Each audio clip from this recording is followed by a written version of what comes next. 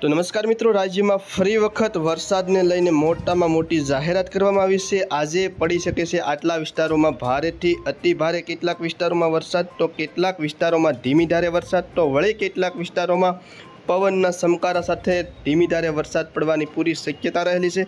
સંપૂર્ણ માહિતી આપણે આ એક જ વિડીયોની અંદર જોવાની છે। તો વિડીયોમાં આગળ વધતા પહેલાં ચેનલમાં નવા હો તો નીચે આપેલા સબસ્ક્રાઈબ બટનને દબાવી ચેનલને સબસ્ક્રાઈબ કરી દેજો।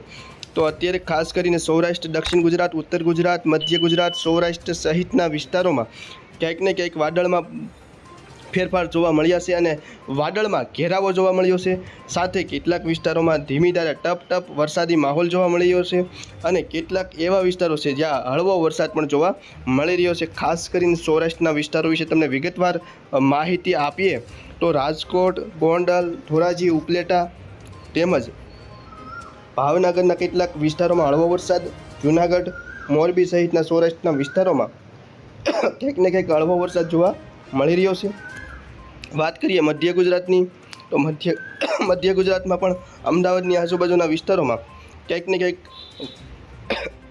વરસાદી વાતાવરણ જોવા મળી રહ્યું છે।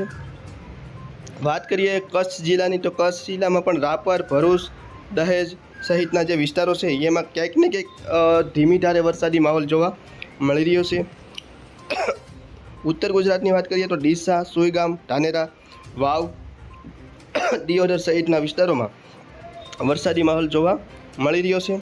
વાત કરીએ મિત્રો દક્ષિણ ગુજરાતની તો સુરત, સોર્યાસી, વાપી, વલસાડ, નવસારી, ભરૂચ, રાજપીપળા, બોડેલી, વ્યારા સહિતના વિસ્તારોમાં વાદળનો ઘેરાવો જોવા મળી રહ્યો છે અને વરસાદી માહોલ પણ જોવા મળી રહ્યો છે।